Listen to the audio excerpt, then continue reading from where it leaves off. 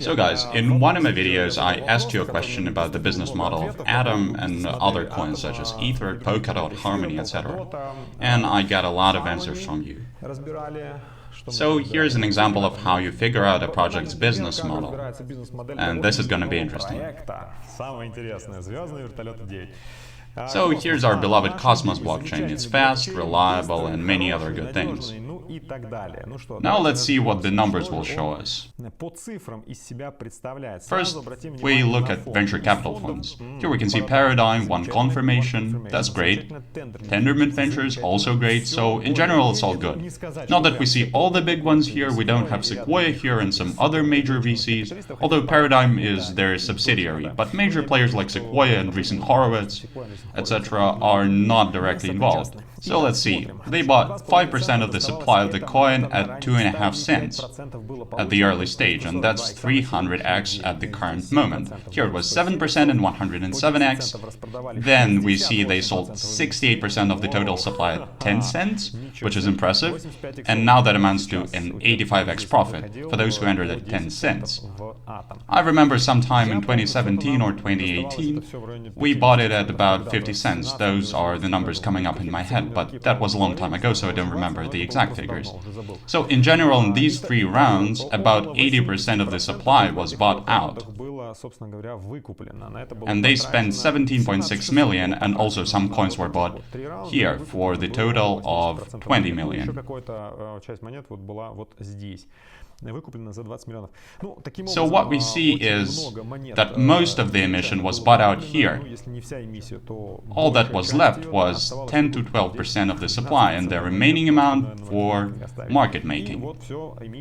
And that's the emission in the pocket if we talk about Atom and Cosmos. So in total they spent $37 million. Now let's see what that number is today. 2.9, almost $3 billion. So if we compare, they spent 37 mil to buy it all out, plus of course market making and some other expenses, but here's also an important thing to understand.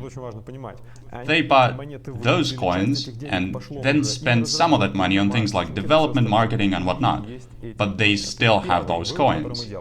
The first conclusion we can make here is that even at the prices that the coin was traded at before, say $4, $5, $7, $10, everyone that had invested back then had the opportunity to get their huge profits. So they will have money for additional investing, even for financing the deals they made for new projects to be created on Cosmos. It would be a natural thing to do for them, to go to some emerging projects and say, we're gonna put some money into your project if you build it on Cosmos. And thus they grow their blockchain with new projects, to then of course make the future price of their token go even higher. But let's now look at some other numbers. Here we have AtomScan, and we can see that at the moment the inflation rate is 14.6%. So in addition to our main business of selling their coin, they also make money on staking. They lock the coin and end up with this amazing inflation, which means extra emission. So each year the supply will increase by this percentage, in our case 14.6. And now we throw compound interest in the mix and end up with the problem of inflating the price in favor of capitalization, because each year the number of tokens grows by 14.6%. The exact number could vary. I remember, say, 12% or 15%, but still. This produces a big amount of pressure on the price action. If you want to grow your project, you have to do something about it, and the team has in fact done something about it. If you remember, when the price dropped to about $7, they spread the rumor about Atom 2.0 for the investors. They released the new roadmap, they showed us this chart of inflation, and here it illustrates why the price was going down for some time, because inflation was at its peak for the first 10 months, but then it was supposed to stabilize. With that said, the business model now looks a bit different. Let's look at the validators, for example. Here we can see Coinbase custody with 8.9% of the tokens. So if we look up who's staking the tokens, we'll find such names as Polychain, Binance, Coinbase, so all the major players.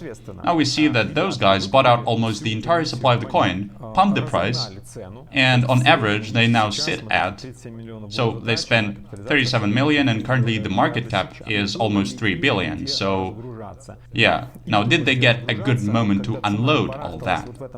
Yes, they did. When the price action was going sideways in this range of about $3, here we see $3, $4, $5, nobody wanted the coin at that time. And then it gets bumped to about 6 to 7x from that. At its peak, Atom cost $37 and the liquidity was there too. They had a chance to sell it at 30, 35, not sure about the top, but the opportunity to unload definitely was there. And I think that was exactly what they did.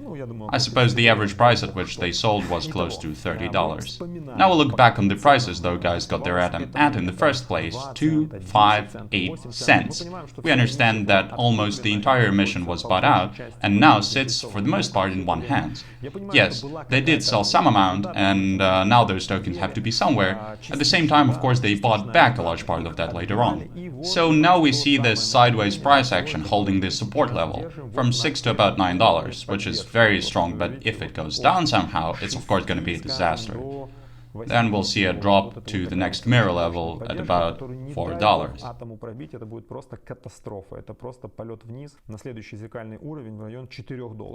So to the question, can Atom get cheaper? The answer is yes. And what is the business model that is currently being used? The thing now is that if you have the critical mass of the tokens, you can just hold them and profit from the inflation.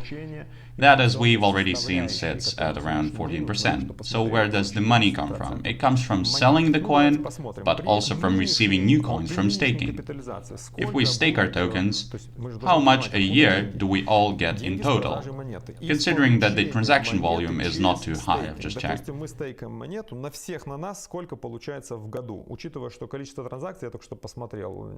But let's see, how much do we get from staking 3 billion? We get 420 million. Of course, it's not as much as Ethereum makes, but with the market cap at 3 billion, it's not bad at all. So now we have the question, what do we do with all these tokens? Do we sell them or not? My take on this is that everything that was staked here, all the rewards, was sold. And here a pretty large amount of liquidity was accumulated, which can then be bought out here on the lows to keep the game going. And then we use part of the money we made from that to fund the development of new projects, specifically on Cosmos, because they need to grow Cosmos just like ETH was grown at some point following the same business model. So Cosmos here is of the same interest, and those who hold the biggest amounts of the coin profit hundreds of millions from it. Now let's think, what brings you hundreds of millions of dollars a year in the blockchain industry? This really does explain the price we see at the moment, because it is the market price, and it can even go lower, because then it will still be profitable. It will still be highly profitable even in difficult times such as right now. Will the major capital sell Atom, spilling it into the market? I don't really think so. Can it drop the price while still holding on to the critical mass of the tokens? It can, because if major players don't sell, then who's gonna sell? Weak hands, right? That will have everything taken away from them, and then the price will start getting pumped up. Right now, the only problem that's stopping the price action from going above $20, why this will be really difficult to achieve, is of course the inflation and the phase the market is in. And it doesn't really let you unload large amounts into ordinary people, because there is simply not enough of those willing to buy Atom for $20. Because if we look at where and how the token is utilized, we will find out that there is no real need for this token. There is no use case for the masses, like making transactions, as it is the case with Prawn, for example. In our case, there is no such use case that would make Atom absolutely essential for everybody to do something. If we look at how much Atom makes off of transactions, we'll see that the P2E, which here is called P2F ratio, is at 3,900x. That's how much which they make on transactions. What does that mean? Well, it means that transactions are not a major part of Atom's revenue stream. It makes money from staking and selling the tokens, and that's their business model. But to make it happen, they need the tokens, which are all already on their hands. It is all locked in staking, and they carefully sell excess liquidity to the market not to drop the price too much, and generally they're okay with that. Now here's the question, are we going to try to pump it really hard anytime soon? Well, there's going to be some growth for sure. The coin has high liquidity, the market cap is 3 billion, so it's generally suitable for big capital, in the sense that there is room for a large amount of money.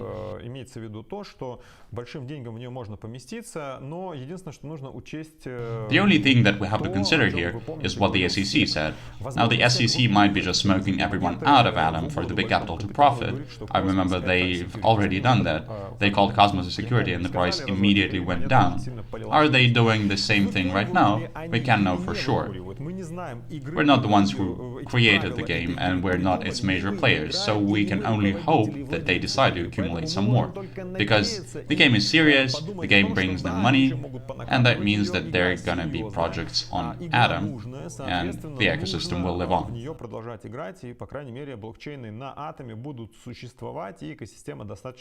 Considering the fact that they have a lot of money, they can make some new deals so that new projects will emerge on Atom and boost its infrastructure.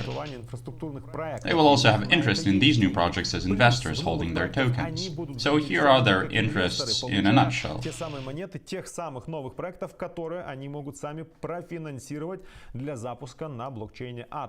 Also remember they said that holding Atom you could receive the tokens of the projects that launch on Atom.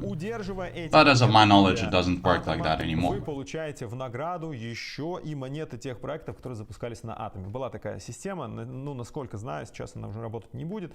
Anyway, after destructuring and analyzing the business model of a project this way, you now understand that this is a group of people that have bought out the emission, are now holding the tokens and profiting from inflation in the form of staking rewards. They can sell it, they can buy back to accumulate the critical mass, and then send the coin to the moon for there to be where to unload. Because it's difficult to unload at prices like $10, $8 or $12. The price starts going down, weak hands start selling, and then it can go even lower, in which case, who's gonna buy? At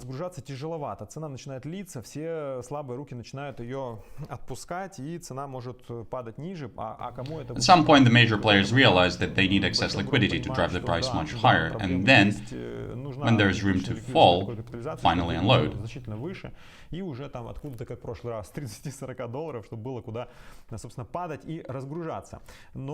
But again, let's remember the last time we really had a problem. Just look at how the price was falling down. It was a disaster. It came down 80%, even breaking that low from summer 2021, finally stabilizing only at $6. And it all happened in just 70 days. На $6. Притом, обратите внимание, это все падение произошло всего-навсего за 70 дней. Сразу могу сказать, now, if we look at how the fiat money have gone down in value, then we see that we are around this point. What used to be $3 to $4 now is about $8 to $9. So I think that here they can continue buying out during consolidation. The price can go lower, even below $4.80, maybe even lower than that, because we now understand the business model.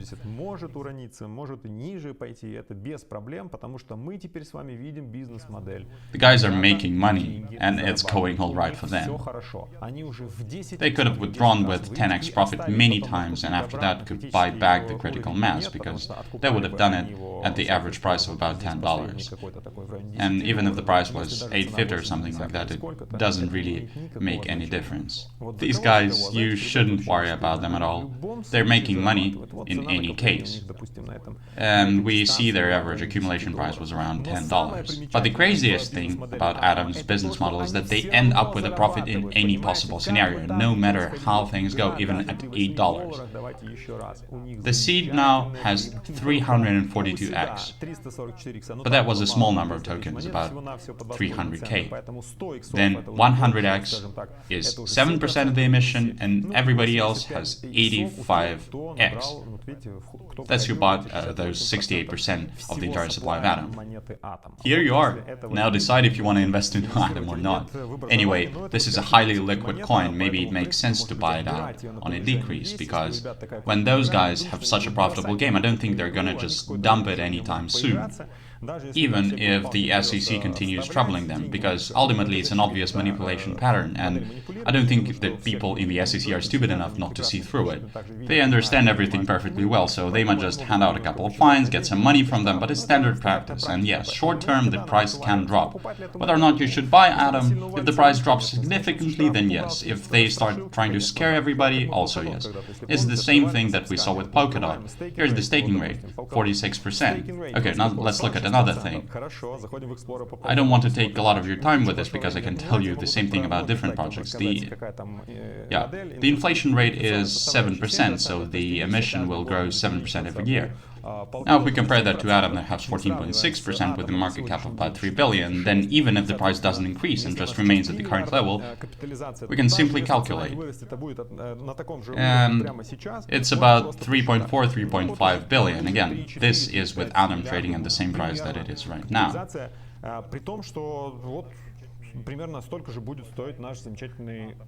By the way, a cool article about Atom 2.0, by the way. It came out back in October 2022. You can read it on BYBIT's blog if you haven't already. Anyway, I hope this was interesting. Now you can see everything more clearly when it comes to different blockchains and all these schemes which you need to be able to see through, because a lot of the time it's just that.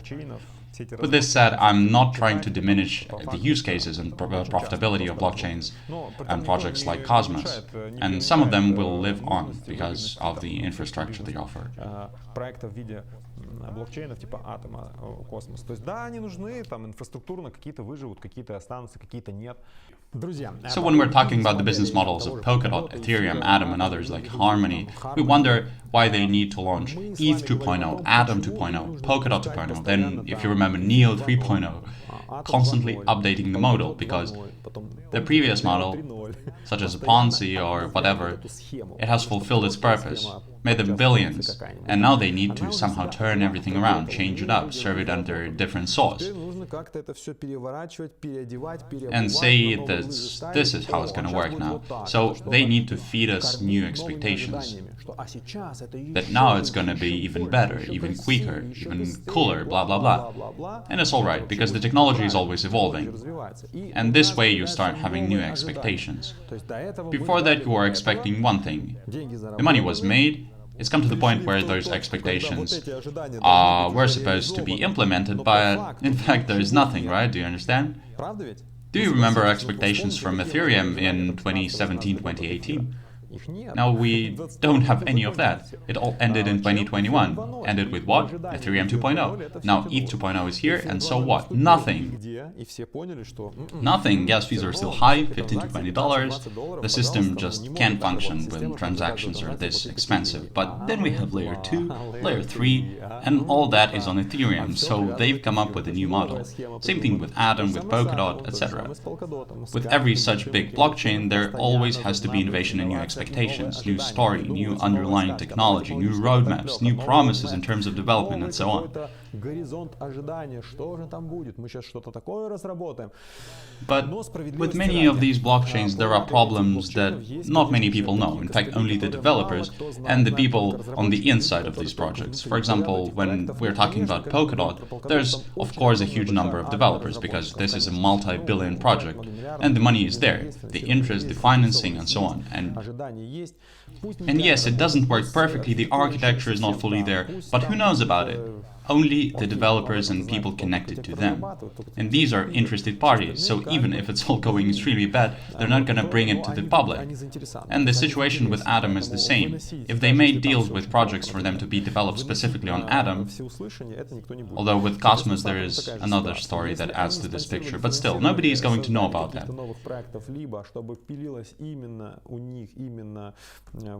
Хотя там есть другая подоплека, более удобная на космосе.